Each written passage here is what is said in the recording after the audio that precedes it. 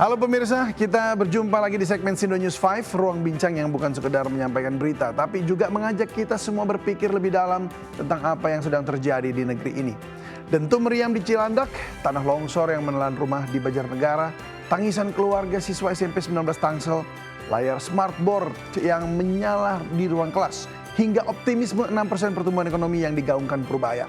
5 peristiwa ini seakan merangkai potret Indonesia pada hari ini. Sebuah narasi tentang keteguhan militer, rapuhnya ruang hidup, luka sosial di sekolah, kemudian ada ambisi digitalisasi pendidikan dan juga harapan ekonomi. Dan pertanyaan besar pun muncul, apakah bangsa ini sudah siap menjawab semua ujian sekaligus? Saya David Silahuy.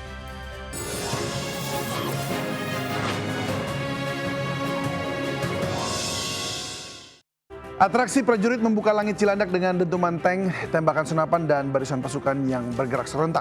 Panggung militer seakan berubah jadi teater kekuatan, disiplin, keberanian, dan simbol keteguhan.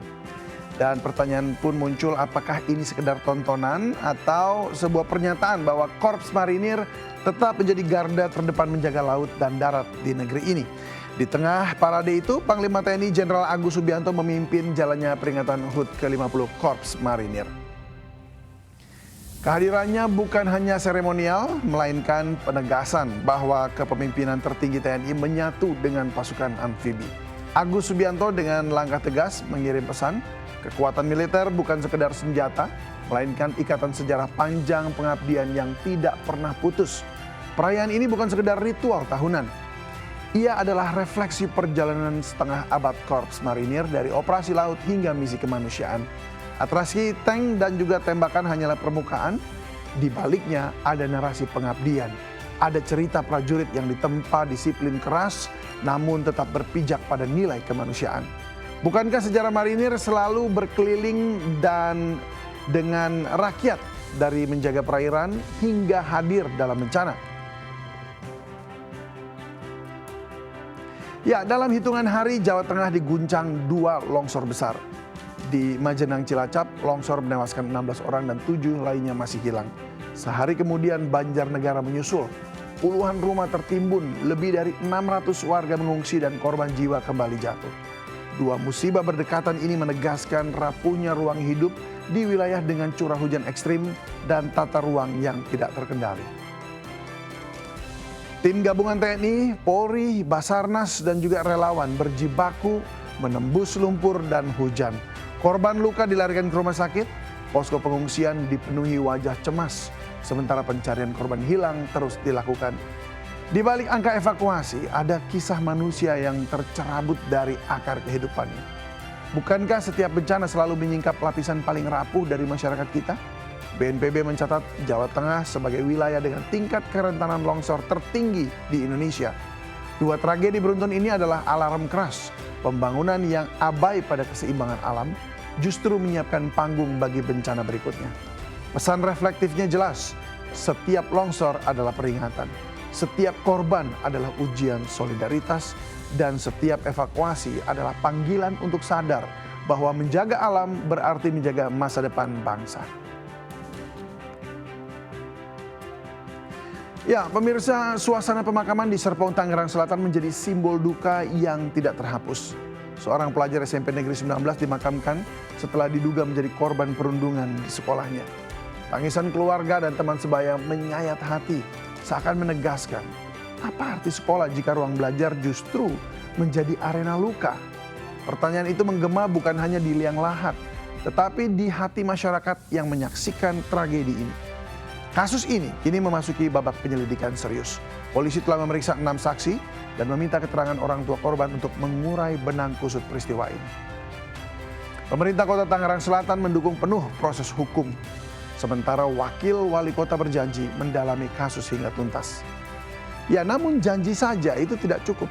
Bukankah setiap kematian akibat perundungan adalah bukti bahwa sistem pengawasan sekolah masih rapuh dan ruang aman bagi anak-anak kita belum benar-benar ada? Data Komisi Perlindungan Anak Indonesia menunjukkan tren kasus perundungan di sekolah terus meningkat dalam 5 tahun terakhir. Dari ejekan verbal hingga kekerasan fisik, pola yang sama terus berulang. Anak-anak kehilangan ruang aman, sementara institusi pendidikan sering terlambat bertindak. Fakta ini menegaskan bahwa tragedi Tangsel bukan insiden tunggal, melainkan bagian dari pola yang lebih luas. Apakah kita akan terus-menerus menunggu korban berikutnya baru kita bertindak? Di Ciater Maruga, Tanah Merah menjadi saksi bisu. Saksi bisu atas kepergian MH. Namun narasi ini tak boleh berhenti pada duka. Ia harus menjadi alarm keras bahwa perundungan bukan sekedar masalah anak-anak, melainkan cermin kegagalan sistem sosial kita. Sekolah seharusnya menjadi ruang tumbuh, bukan ruang runtuh. Dan setiap nyawa yang hilang adalah peringatan kita sedang abai menjaga masa depan bangsa. Bahwa dari awal pada saat kejadian ini memang dari pihak orang tua dan keluarga masih fokus untuk merawat korban, namun kami dari kepolisian berinisiatif untuk memulai proses penyelidikan terhadap adanya dugaan tindak pidana terkait dengan peristiwa ini. Dan hari ini kami sudah dapatkan kepastian bahwa nanti akan dijadwalkan dari pihak orang tua korban akan memberikan keterangan kepada penyelidik yang sementara menyelidiki kasus ini. Ya, saat ini yang kami sudah periksa sudah total ada 6 orang saksi yang kita lihat, kita perkirakan mengetahui tentang adanya peristiwa dugaan tindak pidana ini. Kami juga tidak bekerja sendiri, kami dibantu oleh UPTD PPA dari pemerintah Kota Tangerang Selatan, kemudian dari pihak KPAI juga sudah bersama-sama waktu itu datang berkunjung dan melaksanakan asistensi dalam penanganan perkara ini. Presiden Prabowo Subianto resmi meluncurkan program digitalisasi pembelajaran dengan penggunaan 215.572 smartboard di sekolah-sekolah di seluruh Indonesia. Program ini diklaim sudah menjangkau 75% sekolah dengan target mempercepat transformasi ruang kelas dari papan tulis konvensional menuju panel interaktif. Peluncuran dilakukan di SMPN 4 Kota Bekasi, di mana Prabowo sendiri duduk di bangku siswa untuk menyaksikan langsung cara guru mengajar dengan teknologi baru tersebut.